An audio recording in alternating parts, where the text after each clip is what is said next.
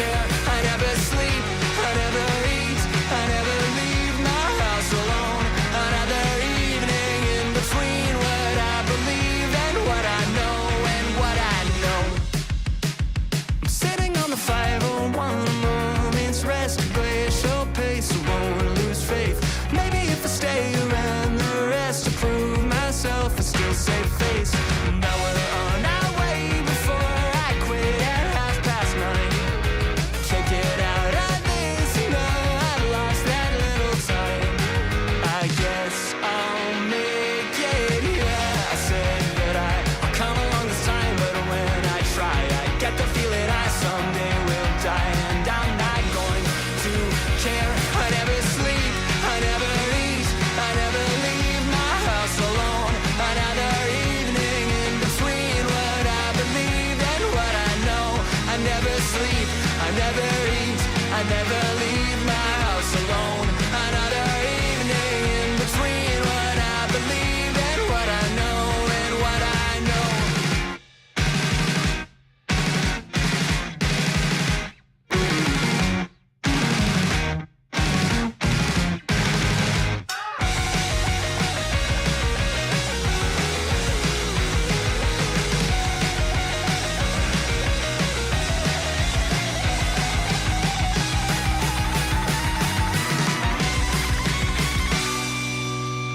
So I walked down the back before the second set settled my debt. I'll miss the rest, that's fine, I guess. The cavern is a crowd around and I could scarce get by a second breath between the press. Now it's 3 a.m. and I don't know how I'll get home. The way is barely paved. I can't keep my eyes from closing, so I'll hit replay. Good morning, ladies and gentlemen. This is another episode of Nerdy Live in the morning.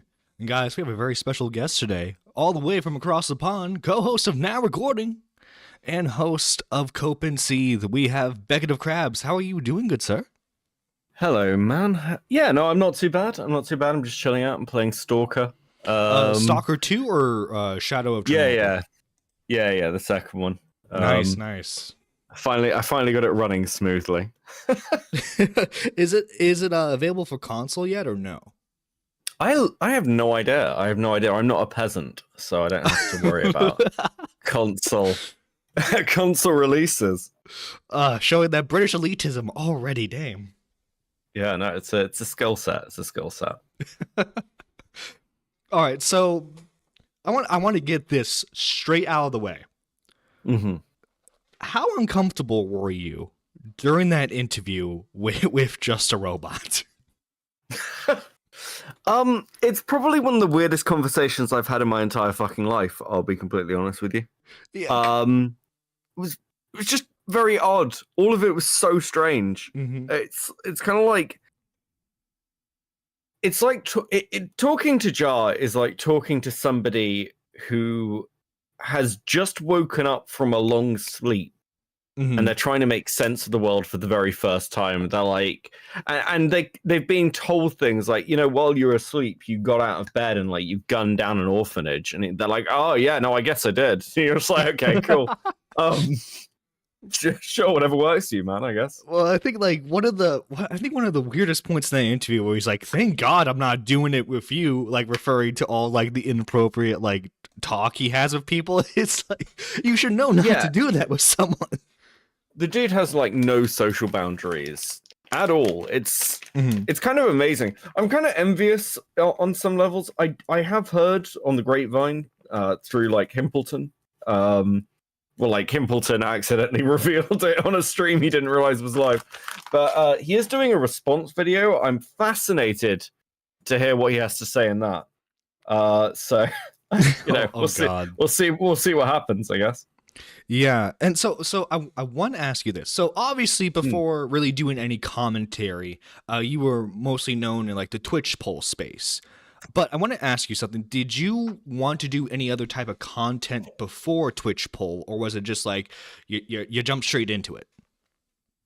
God, that's a weird question. I guess not really. In fact, even when I was in Twitch poll, the thing that I did most was talk about weird degenerates on the internet. Like, that was actually the bulk of my content. It was talking about drama, it was talking about things like bronies and like weird communities and locales. So while I was part of Twitch poll in kind of like the sense of, I guess, you know, I go on political panels and things, really my content wasn't all that political a lot of the time. Gotcha. So you mentioned bronies. What? How bad does it get over there? Is it bad? Is it just as bad as like the Art CC, or it's a? Well, the Art CC is the basis of the brony community. A lot of the people in the Art CC, people we're sort of like talking about now, I guess, came from the cartoon analysis community. They came from, you know, analyzing things like My Little Pony, and a lot of those dramas like overlap. So, for instance, Toon Critic was kind of ground zero for like the groomer dramas in the ACC. That's kind of where all this started, which is one of the reasons that I guess I got as interested in the ACC as I have been, because it's kind of like the continuation of all these little dramas. And, you know, the other side of that is like the DeviantArt community. And they're all pretty interesting, and many of them are still kicking around. In fact, there's another story that's going on with a game creator who basically they created sort of like this weird stalker fetish, like choose your own adventure style, like forgotten the name for the thing. It's like basically, you know, you meet this guy and he turns out to be a crazy stalker. Regardless, this person has their own like crazy controversy where they kind of took in an 18-year-old who they'd met when they were 17, this woman and her husband. And then this whole thing spiraled. There's been accusations that they got this 18-year-old drunk and they were sexually assaulted in their basement. There's been huge court cases over it. And that person's like a DeviantArt lolcow, which is crazy. You know, there's like Encyclopedia Dramatica pages on this person from like a decade ago. Oh, no. So it's really interesting to see how kind of those people end up, I guess. Like DeviantArt people, brony, like I've always had like a strange fascination with them, because it's like they're very clear, like majority of the time they're very clearly mentally unwell, but like they have such bravado sometimes when they interact online, like with Jar. Yeah, I mean, well, Jar's been around forever. You gotta remember that. Jar has been around since the dawn of the internet. In some regards, like he it's probably an exaggeration, but you know, he started in DeviantArt and then went on to the anti-SJW communities, and from there he went on to like the ACC. But that's actually where I knew Jar from. Mostly was from the skeptic community, because when I was like 12, I used to watch Armor Skeptic, and so like watching Armor Skeptic, I would get recommended Jar's videos too. Interesting. Yeah, that makes sense. That makes sense. I mean, Armored's another one who's like fascinating. His life's taken like the weirdest turns. Yeah, he used to date Shoe on Head, didn't he? Yes. Yeah. So he dated Shoe back in oh god, when was it? It was like 2015. 2016. Then they dated for years. She still lived in I can't remember which way round it was. Either she lived in Canada or he did. But he bought her like a house or something on the border, but they never got married. And then he left her for a trans woman, I believe. It was all a bit fucking weird. And his kind of career spiraled. I remember like a year and a half ago, he basically posted what looked an awful lot like a suicide note on his community tab. Oh, no. Like he was like, you know, I'm not getting recommended in the algorithm anymore. I've given my life to this. It's over. his stories became increasingly unhinged because obviously he had skits, and he like killed himself off and resurrected himself as a baby. It was fucking mental. Like, What? Dude, that sounds fucking. Imagine being like imagine still watching him and all seeing all that go down. Like, holy shit. well, I think it went down because no one was watching him anymore, if I'm honest. But yeah, it's certainly an interesting turnaround, shall we say? Wouldn't have happened if he's still stuck with shoe on head. Fell down the gawk rabbit hole like Chud Logic, I guess. Yeah, I mean, well, it's interesting you say that. It's quite weird to think that Chud gets sort of like labeled with this. That whole story is kind of why Chud's famous. You know, I didn't put it together until Queeman pointed it out, actually, but you know, that's how Chud kind of got known, because everyone went over these logs, you know, Destiny read them and everything else. And it got Chud like a lot of exposure because, you know, he was falsely being accused. Yeah. Yeah, that was, what was it? That was a fan in his Discord server, right? Or was it someone else's Discord server? It was his Discord server, I believe. You know, actually, I'll be honest, I've never really looked much into that drama. I've sort of, it's one of those where whenever I look at it, I just feel bad for Chud. Because he doesn't deserve that kind of shit. So I never really dug into it too much. I think the most I've ever done is send him a message going, yeah, I'm sorry, this is being dragged up again. Are you all right? That's pretty much it. Yeah, because it was every couple of months, a leftist video guy's just like, and by the way, Chud Logic, known alt-writer, tried to groom someone in his Discord server. I mean, he is just a lefty. He's like, you know, he's got sort of maybe a more of appeal to the right, but Chud's a lefty. Oh yeah, you know, he is. It's just like when you get like a Noah Samson type, obviously they're going to view him as like a alt-right adjacent or whatever the label they use. Like they use that for they've been using that for Destiny for a couple of years, I've seen. It's like he just wears the skin of a leftist or some shit like that. Yeah. I mean, well, it's anyone who doesn't toe the party line with these people, you know? Yeah. So with the recent soggy cereal video. Yes. The joyous soggy cereal video. Yeah. So with a good he debunked a good chunk of Dogpack's points. Did you, prior to his video coming out, did you have like a prediction of like the majority of Dogpack's claims being false? Did you think that some were true prior to the video coming out? So I've always had this sort of maybe differing position to a lot of people.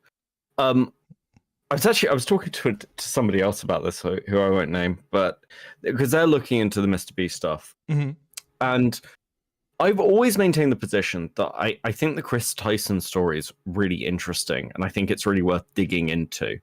But Dogpack came in and sort of hijacked that into let's talk about the Mr. Beast company.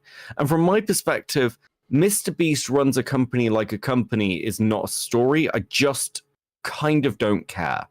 When people come to me with this kind of stuff, I'm like, okay, well, that's fine.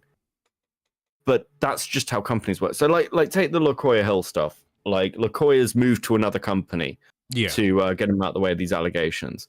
Well, anybody who's been in the corporate world for a while will tell you that's not unusual. That's what a lot of companies do, because it's easier to move a high-level manager than to get rid of them, both for like legal reasons, costs, everything else, like potential like media exposure.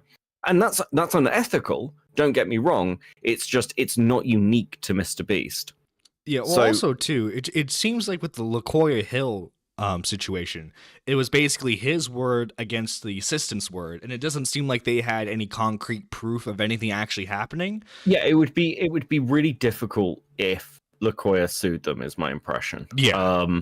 For wrongful termination or something. And again, not a lawyer, just my impression. So, like, if you care about those things, and the particular YouTuber I was talking to does, he's like, I find that stuff really interesting. I'm like, that's more power to you. But from my perspective, because I've never really cared, whenever I saw kinds of, well, you know, Mr. Beast holds illegal lotteries, I'm like, well, I don't care. Like, it just doesn't matter to me, and not enough for me to look at the story. Now, does that mean that people can't criticize Mr. Beast? Like, more power to you. I don't really like. I'm not here to stop anybody. Right. But the way the sort of Dogpack crowd have always framed things is, Mr. Beast is evil. The Mr. Beast company is monstrous. And I'm like, well, I see the interviews with like Trey, and it's like, well, the Monday morning gaming session. I'm like, my Monday mornings are a meeting with my manager. I don't have a gaming session. What are you talking about? Like, this just sounds like not a bad place to work compared to, everywhere else. So I think Mr. Beast has probably done some stuff that we'd refer to as unethical. But just for me, don't care that much. Dogpack himself, I don't know so I started digging into Dogpack because of Chris the Narc. Chris the Narc got really annoyed. He talked to me about it, and I was like, okay, I'll go and have a look at it. And Jenny went through and basically just started digging through his history. And when we started doing that, I was like, well, this is actually an interesting story about a guy who basically tried to desperately get hired by like YouTubers because it was XQC, then Mr. Beast. And I thought, okay, that's interesting. So I want to talk about that. And then I brought out kind of the Reddit thread and the video, and we got viciously shat on by the Dogpack crowd. Yeah, you were paid off by Keemstar. I was paid off by Keemstar and Mr. Beast and whoever else apparently will, discredit me. But, once that happened, I just kind of thought, okay, well, maybe I'll keep fucking digging then. So, right. Yeah, to answer your original question while I go off on random tangents, Soggy Cereal's video didn't surprise me because Dogpack is a malicious, incompetent freak. Frankly, if anything surprised me, it's that he got anything right. Part of the problem is that the people who are going after Mr. Beast are, they all have axes to grind. Now, I say regularly, just having an axe to grind isn't a problem. You can have an axe to grind and be completely right and be completely justified. Right. But they will latch onto anything because they don't care about what's true. They're not there to hold Mr. Beast to account. They're just there to get revenge. And when you're trying to do a story like this, that is going to be a very difficult thing to sort of pin yourself to, I guess. Yeah, I get why he used her platform because she has 14 million subs, but like having Rosanna in with like your anti Mr. Beast crowd, I was like the first sign of like it really discredits him because at the end of the day, her grievances are what was it? The video shows her being in 5th place when she was in 3rd place. When we're dealing with allegations of like potential sexual misconduct, that's not really someone I feel like you should be having on your team when you're trying to deal with serious issues. Yeah, maybe. Rosanna is a really interesting person. Like, she's doing all right, like I imagine, but she's a 14 million sub channel that on average averages about 200 to 400,000 views. That's not good. Yeah. That's your channel has passed the point where the algorithm really cares about you. Your content's probably old. Rosanna's goal, as far as I can see, was always to become a TV celebrity chef. And that dream has kind of passed her by. So, yeah, she's just, I don't know, quite vindictive and malicious. I read her Dogpack, Trey, Jake Weddle. There's a couple of other people as well. The QAnon lawyer? Well, yeah, surprise witness. These people are malicious. Mm-hmm. And that's fine. You just have to read them as malicious. There are lots of malicious people.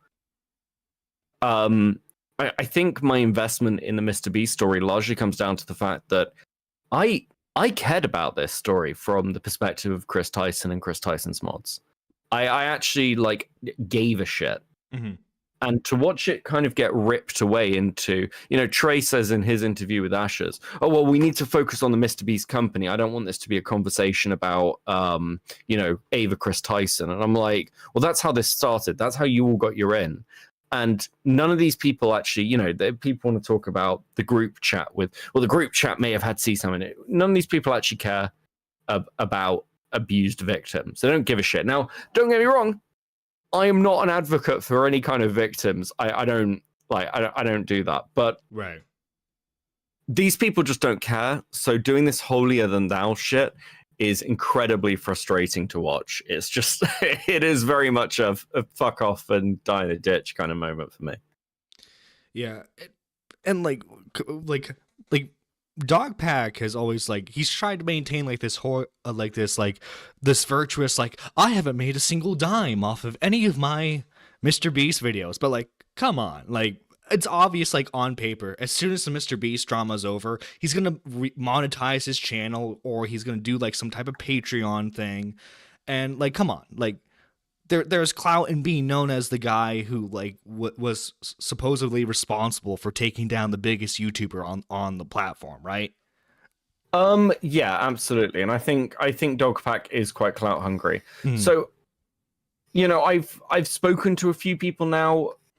He does seem to have some kind of history. It's quite odd that, for me, the weirdest thing about Dogpack is it's somebody who has he's a ghost until 2 years ago. And that's crazy. It is crazy to find someone who's a ghost who's got this much sort of YouTube knowledge. It's just unheard of. I don't know what else to say about it. What are you meant to... How do you get somebody who's understands analytics, understands YouTube, understands how to get hired by the Beast Company, even if it is just by annoying the fuck out of them, with no fucking history to them? It's bizarre to me, and so I think there is more to this story than... I think there's more to Dogpack than people realize, and yeah. I am interested in that story. Yeah, because he has to have some old channels lying around, because he had to have attempted this several times beforehand before he got the algorithm down packed. Yeah, I mean he was able to basically monopolize off the Chris Tyson stuff. He did this thing where he's it's so much worse than people think. Jimmy, this whole Jake the Viking, Jimmy New thing.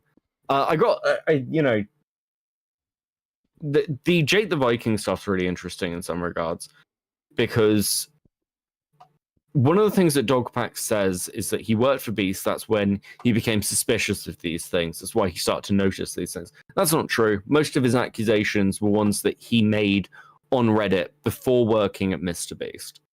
Yeah, as you guys shown in your video, he already had the fake CGI theories prior to the employment. And the stuff with Jimmy New, the fact that he shows that tweet from Jake the Viking, shows that he doesn't know about Delaware, because otherwise the first thing he'd come out and say is, hey, Jake the Viking's brother is Delaware. Delaware has kind of a history, shall we say. But he didn't. It doesn't come out until the second video, because the person who brings that out is Weddle. Yeah. And even that's Weddle's retelling of it is a lie. Oh, the reason he's not allowed to, they call him Delaware, is he's not allowed to go back to Delaware. It's well, that's a lie. It was on his Best Buy uniform. Yeah. And I think another interesting player in this, to a lesser degree, has been Cam Nuggets. Especially with that unused interview that you had with him that you used for the Gamma video.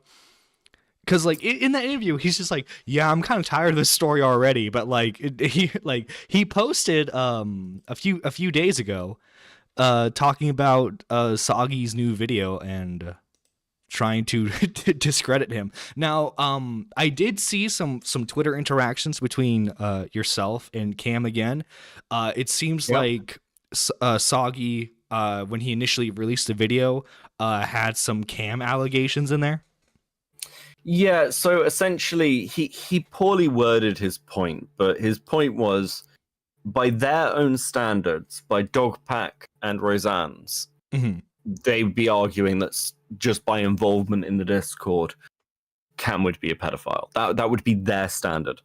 Soggy argued this badly. I want to point out, like, I said on Twitter that it was ironic that Cam was having false allegations, and this is, my meaning, because I said it, the fact that Cam can't see the irony of this is hilarious. But Cam was freaking out because he was having false allegations thrown at him, and they are false. I said this on stream. I've said this on multiple streams. I said this in Gamma's video. Cam Nuggets is not a pedophile. He's just a retard. And Chud kind of turned me on this because Chud was like, well, what can you expect out of this guy? And I'm like, yeah, that's fair. That's fair. That's fair. Well, what was funny is, he was posting misleading stuff about Gamma in his community post, but now when what he views as misleading stuff is posted about him, he wants it corrected instantly. Which, to be fair, it should be. But it's funny how he reacts when he's the bigger person in the room. Yeah, well, I mean, from his perspective, he Cam, from my perspective, is somebody who's like, this is him finally achieving something, right? And I think it's probably dying in front of him a little bit, which honestly must fucking suck. Like, he's built an audience off the Mr. Beast stuff. But audiences like this, at least historically speaking, don't stick around for you. And when Cam posts stories about other things, his views aren't dead, but they're not great. They're nowhere near kind of Mr. Beast Logan Paul. And to an extent, if I bring out something that's not about ACC, there's going to be a hit discrepancy. But it's not massive. Yeah. You're always going to have that as as a commentary content creator. But the best you can do is just showcase your personality to maintain an audience. Yeah, I mean, if you're a slop creator, you really want that to be consistent. And latching yourself onto a story that's one day going to die is a risk for your channel. I don't know what Cam's future looks like, and I think that must be an uncomfortable position. Especially if this is your primary form of income. Because, those are, if you get, well, I don't know, I can only really speak for myself, but if you've got 100,000 views on a video, that's going to bring in a tiny little package. So if you run the risk of that going away, that's probably something that's going to concern you. No, yeah, and Nick made a couple of tweets about this. It's like, guys, do not become a full-time YouTuber until what was it? You consistently get the same kind of money for a year at least. Yeah, pretty much. Yeah. Even then, becoming a full-time YouTuber is something that you should probably deeply. In my opinion, becoming a full-time YouTuber is the sort of thing that before you do that, you should get a full psychological analysis as to why that's something you want. Because, becoming a fucking e-celebrity is a crazy thing to do, frankly. I don't know why. I don't know why that's a choice you'd be making. I mean, hey, people people want fame, especially in the current online spaces. I mean, because how many false allegations have we seen where it's just oh, the person's making this up because they just want people to talk about them? It's especially with I don't know how much TikTok stuff you follow, but a lot of the people who grab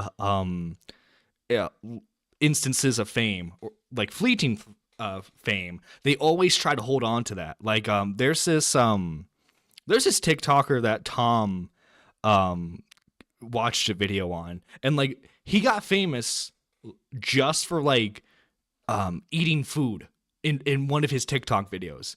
And in order to maintain the money he gets from that, because he doesn't want an actual job, in order to maintain the money from that, he dates an OnlyFans girl and basically lets her like sleep around with other dudes so that way they can get money off that. And like if you look at this guy's interviews, he's so defeated because everyone's like has him on to make fun of him for being an online cuck. Yeah, I just don't think that's a good way to live. I No, don't think that's no, not at ideal. all. Does anyone want that? Does anyone like, oh yeah, no, I want to be a famous cuck. Well, like whenever he defends himself by saying, "Well, like, look, I got money," but it's like, yeah, you have a few $1,000s more than you would if you like work in a regular 9 to 5, but like you don't have a dignity at that point. You're just basically a clown for people to bring on to make fun of. Yeah, I think the goal should be like, we're all content, but you should do everything in your power not to just be someone else's content. Yeah, That's very much your goal. And I don't know how good some people are at that. You know, I try and like I personally don't get annoyed if people cover me. Mhm. That's very whatever. But if I was, you know, when you hit locale status where you're just someone else's content, yeah, that's the point. It's probably time to stop. right. So You know? sadly, though, people in those positions don't usually realize that they should stop. They're like, any day now, Well, that's the they'll gene. see the truth. That's the gene. Yeah, that's the gene. It's the locale gene. Yeah. But I mean, I don't know. I think it's tempting for people because they look at, you know, they look at the success stories, but the success stories on YouTube are few and far between. There is a lot of skill to becoming kind of good at this, but also an awful lot of hitting the zeitgeist. Mhm. And that's like quite important. Now, drama and commentary content may be the exception to this. There has been drama and commentary content since YouTube began. And I think there's always going to be space for it. But you also then have a lot of competition. Yeah, because it's very easy to produce. Hence the term slop content. Because like you can do what Chud does, what Nick does now, where it's like they go on for a couple of hours, they talk about one big topic or multiple topics, they clip those up and they basically make daily content out of them. Or you do what Pegasus does, what Cheeto does, what Jalen used to do, and that's make a 10-minute video every day with some crappy gameplay in there, and you hope for the best. Yeah, and it's I don't know. I think some people burn out because it can be depressing as a content grind. But like the return thing on video essays is just not good, which is why so many people who are traditionally video essayists are becoming, you know, streamers. You know, Tom's a good example of this as well. Like he'll do both. But yeah, I mean, I like both. I like having the time for videos, and they'll vary in quality. I think the one I'm working on now, you know, won't be as good as the jar video by any to any extent. But you know, eventually I'll hit something that's like, oh yeah, this is really good. I'm really pleased with this, and that's pretty much all you need. It's pretty much all you need. So kind of back to Mr. Beast. You saw the photo yesterday of Oompaville sitting down with Jimmy. Yes. Do you think that interview is going to be good at all? I don't know is the honest answer. I think potentially it could be very revealing. I think the question is, will Oompaville give more pushback to Jimmy than he gave to Dogpack? That's the question. I think he's going to make it seem like, I think he's going to, because one, he's seen the criticisms of his Dogpack interview. Two, I think he already has kind of a basis of an audience that's like, yeah, Mr. Beast is in the wrong. So like obviously I think he's going to at least appear like he's questioning him more. My thing is just like I feel like if he does ask any good questions, Mr. Beast is just going to go, oh, for legal reasons, I can't answer that, you know? Yes, I mean it will be like I question like what Mr. Beast's team's opinion has been on things, like, and how much of an impact they have. Because if their view is you can only sort of talk to the people we approve for like whatever reason, like we vet people, then that's going to have an impact on kind of how all of these are going to look. I imagine, looking at the statement Chris Tyson put out, that they are keeping a tight handle on this stuff, and you can't blame them for that. The question is as well, like, how much they trust or can trust commentators to be honest. Yeah, because if you're the person that gets the interview with Mr. Beast that damns him, that's your entire career sorted. That's millions of views. There's a very, very high incentive to do a gotcha for Mr. Beast. yeah. As Pegasus has shown with all of his videos, it's good money right now to be anti Mr. Beast. Yeah, and I have a statement right here, and it's funny because it's kind of like a politician's statement on like a serious issue. It's like, well, you see, there are some good things and there are some bad things as well. But like, yeah. What, like, from your viewpoint, how much do you what do you think will be Dogpack's next move? I'm interested to know if you think Dogpack's just going to go, yeah, I'm kind of done, or whether he's prepping his response. Because I only really hear from people who are quite attached to the story, if you like. Just from my perspective, I think he's going to try and debunk Soggy's video. I think if he does make a video on it, he's going to be very nitpicky, and it's going to be like, oh well, technically kind of argument, right?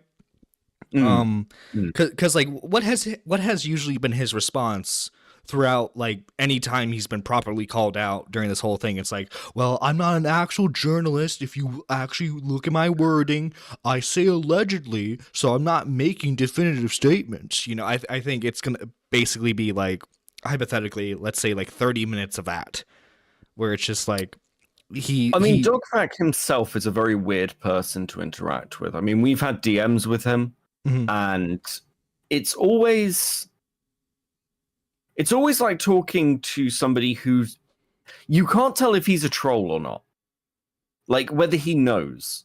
Because like we asked him about his YouTube channel, and if you don't want to tell someone about your YouTube channel, you just say, I don't want to talk about that. I don't want to give that information out, or it's gone, or there's some other reason, or it would dox me, or whatever. Dogpack says, well, I don't think you can find it. That's his wording. And that's very specific. That's very fuck you. Which is, it's like, okay, I get the sentiment of like fuck you. I don't blame him for that. It's the fact that he'd be that brazen about it. It's like, well, how does that help you? How does that aid you? It's like you're trying to annoy the people who are looking into you, which is only going to make them look harder. Yeah. Why? Like, he could have, like, I'm not saying he should have, but like he could have just lied and said, oh, like, I had some old YouTube channels, but like I deleted all of them. Yeah. But now when he's saying statements like, oh, you can't find them, he's enticing people to look harder for his old content. And if there's anything reprehensible on those on those old channels, it's gonna fuck him over. I mean, my impression is they're either long gone or they don't matter. They might link to other content creators he's worked with. I do think that he has worked with other people. And I've heard rumors of who that is, which I obviously don't want to say because I can't confirm anything. Right. But I've heard those rumors, and it seems that, yeah, he has worked with other YouTubers, which is, it's always struck me as crazy that no one's come out and been like, yeah, I know Dogpack. Yeah, I know this guy. I mean, you're like at the story of one of the biggest, it's center of one of the biggest stories of the year. And there's no one who wants to come out and be like, yeah, I know this guy. Yeah, we went to school together. Yeah, and like, there's none of that. Yeah. Why? Like, My What guess the fuck is going on? right. My guess was he was probably like some YouTuber's editor or like thumbnail maker or something along those lines, where it's like he worked a lot behind the scenes, and like maybe he actually did pick up on like, oh, like this is how you pick up in the algorithm, and that's why, you know, he was able to like do the fucking chart for his Mr. Beast interviews. Because like you don't just like pick up that sort of stuff offhand, you know. You have to like actually like be, I feel like you have to be at least a little experienced with how audience capture works, with how algorithms function in order to get those analytics.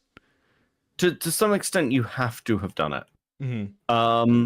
I think he's probably I think he's probably been kicking around the internet a long time. He's not super old, but I think from a young age he was an internet person, if you like. I don't think he's new to any of this. Yeah, I think don't me know and him whether are like the same age, and like I had a YouTube channel when I was like 14, so like he probably has one too. Yeah, I do wonder whether he has. I wonder whether he's like one of these people who came to 4chan near the end of it, that sort of thing. Mm. Like that seems possible. But yeah, I mean, we'll see eventually, inevitably, because it will come out. It always does. Yeah. It always does. So yeah. If you don't mind, let's move to more spurgy drama. Okay. I want to ask you about Maggot, because like Maggot would pop up on like your old Twitch streams every now and then. I think she was on like 2 or 3 of them. Yeah. Yeah. It's I don't know. Speaking as someone who is like, I wouldn't say friends, but like friendly with her, especially with like the friend group at the time. It's so frustrating seeing someone, especially when like they have moments of clarity where it's like, yeah, like what I'm doing is basically self-destructive, but I'm gonna do it anyway. Well, why are you doing this? Yeah, I mean, she has a solid lack of self-control. I guess. So I heard that she'd done another stream with like another Wall Smashers stream or something. Burn the World, I think. Her and Burn did another stream. So I'd heard about that. I think somebody might have sent me like a clip of it. But it just seemed boring. I'll be honest. The truth is that people like Maggot are just annoying. It's just frustrating because one of the constant things that I've had this year is there are a lot of like smaller people around, or people who are just chatters or whatever, where, you know, I try and be fairly chilled out, and they'll get into some kind of drama, and I'm like, hey, this isn't a big deal. You could shut the fuck up and it'll go away. Just shut the fuck up, please. Please shut the fuck up. And they'll go, oh, Beckett, of course, you're so right. All I need to do is shut the fuck up. And then I'll be like, based, that's awesome. Fireside chat, done. And then I will see a tweet, or they'll jump on a stream, and they'll be like, you know, I think this person is a molester, actually. I think that's why they're going after me. And I'm like, have you ever considered, like, taking the advice that's offered to you? And Maggot's like this. I'm like, you know, Maggot can say what she wants, that she's going after Matt Pitt, but you know, you're going after now. You're hearing it now recording. I'm part of now recording, so I'm gonna take that as a hit to me. Mm-hmm. So I'm gonna take it as an invitation to chat some shit. And none of this should be personal. The only thing that annoyed me out of all of it actually wasn't Maggot. It was Burn. Burn saying that I was taking a shot at smaller channels genuinely annoyed me, because I am very much one of these people that says, you know, talking about numbers is cringe. It is. No, if I don't know. I feel like, especially if you're very vocal about it, if you keep chatting shit, you're gonna get hit eventually. Yeah, I just if you're not, unless you're streaming to YouTube Shorts, that's the exception. That's kind of my line. If you're streaming to YouTube Shorts, quit. That's like it. I don't know. I don't even care if you're getting views on YouTube Shorts. I actually don't care. I think it is the worst format imaginable. I think you should quit. That's my position. It's my considered position. It's right up there with my, if you're a Redditor, you should stop and go to Kiwi Farms or go to Tumblr. Those are my positions. And you know, I look at people like MAGA and I think, you know, the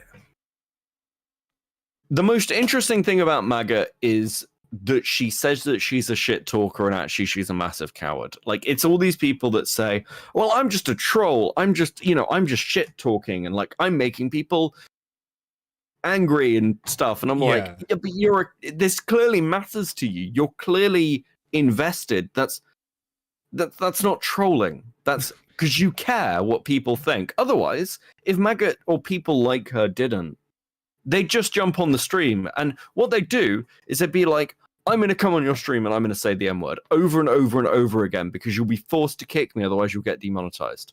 That's how you actually troll somebody, because physically you will stop them having the conversation with you. It's like, well, it's your fault for engaging with me. I'm a troll. Why would you do that? What did you think I was going to do?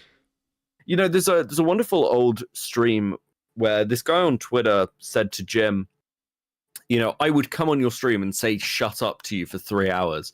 So Jim boots up a stream saying being told by random Twitter person to shut up for 3 hours. And this guy comes on to try and debate Jim. And Jim wins just by the fact he doesn't do that.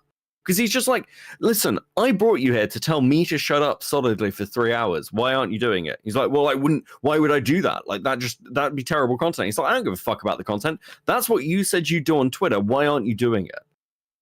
It's like, and a lot of people think that they're trolls. They think that they're, you know, shit posters. They're not really. You know, they don't.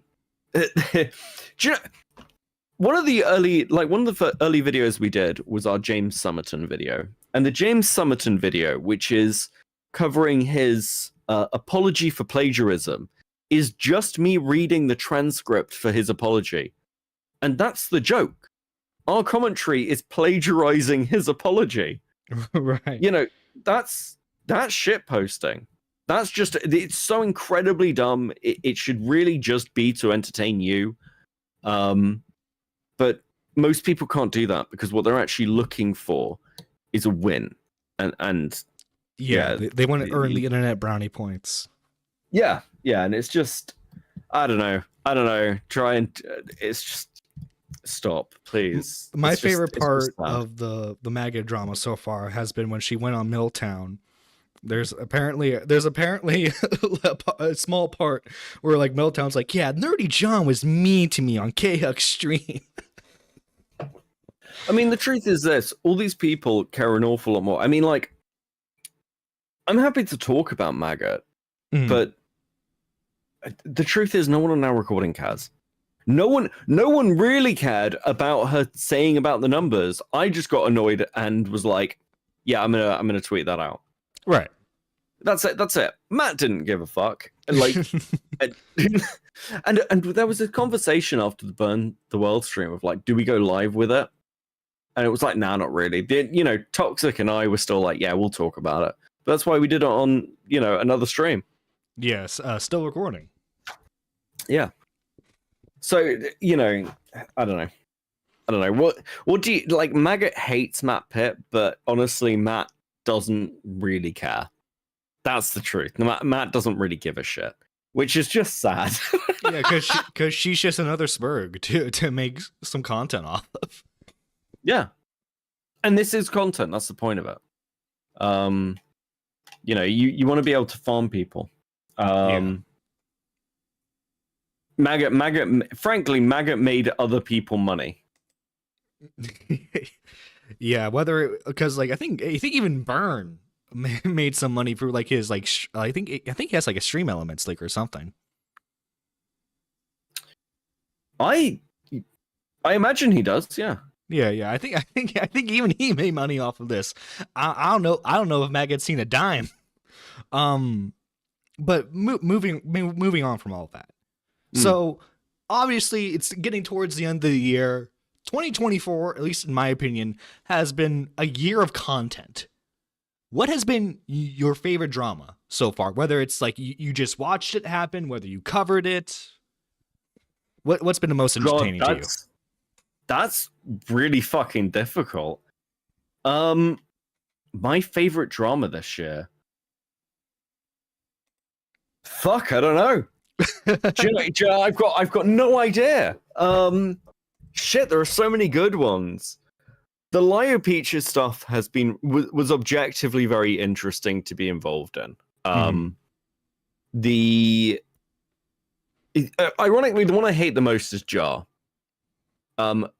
Because it's shitty at the end of the year to end up burning 3 different people who I was like, okay, cool. I'm sure you'll be fine. That's very depressing, but like it is what it is. Yeah.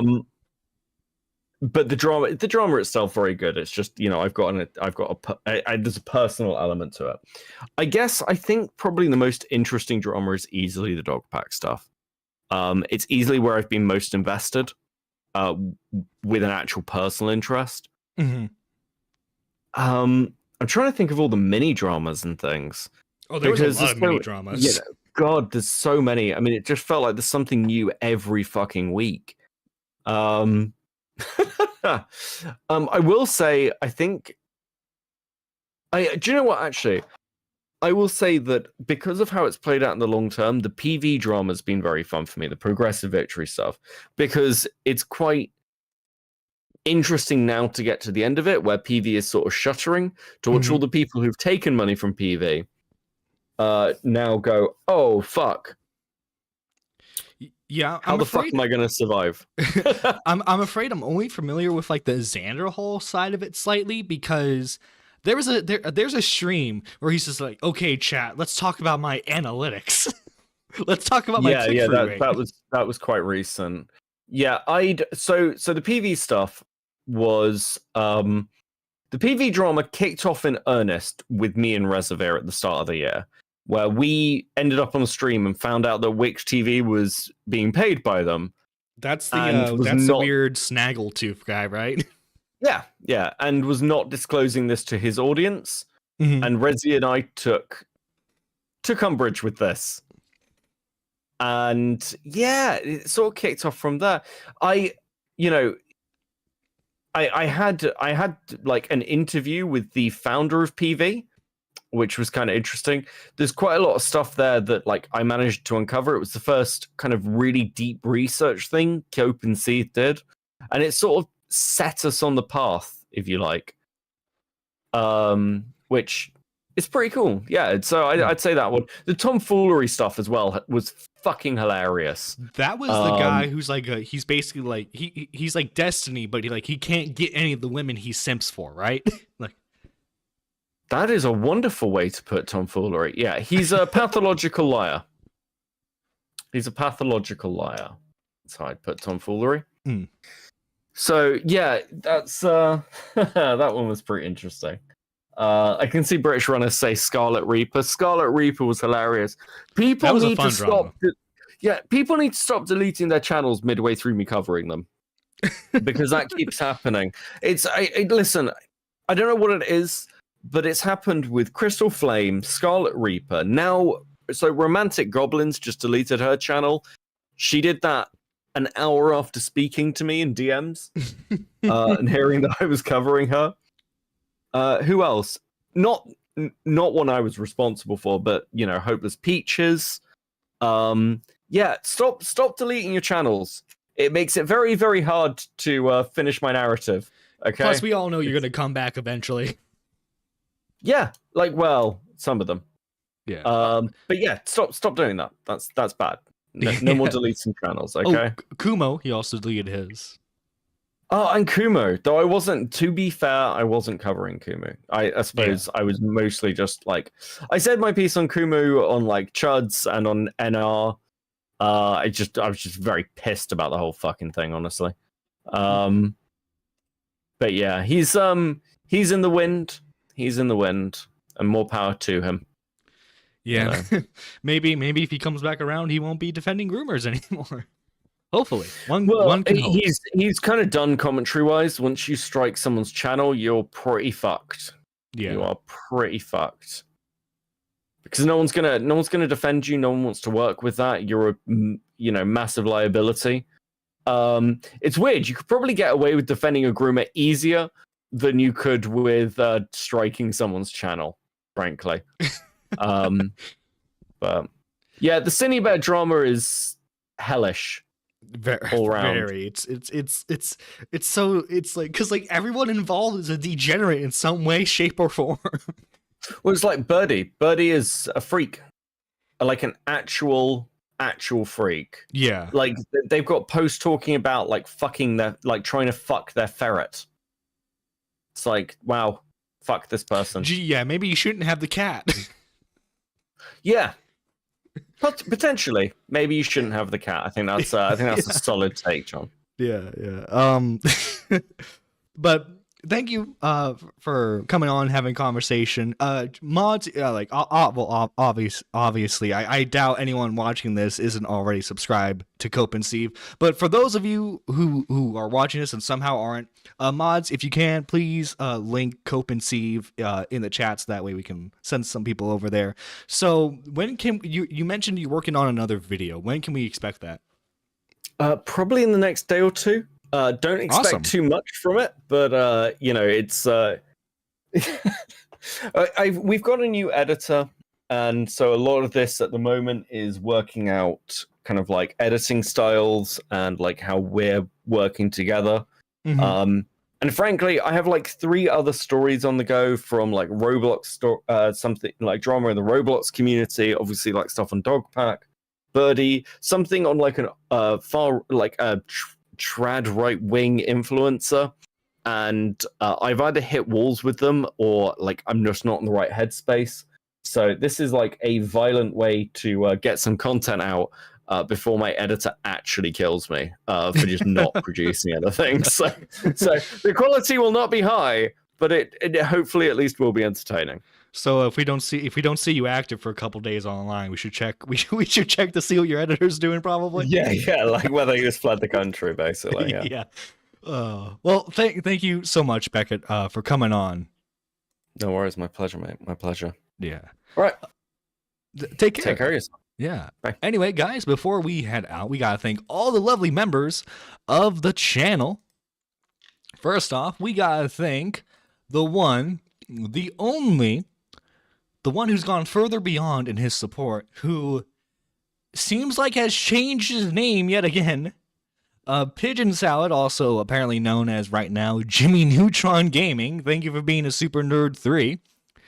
And then also, we have the Super Nerd 2s, which are I Have Loved the Stars Too Fondly and Tim's. Thank you guys for being Ascended supporters. And finally, we have the Super Nerd 1s, which you can join for just 99 cents.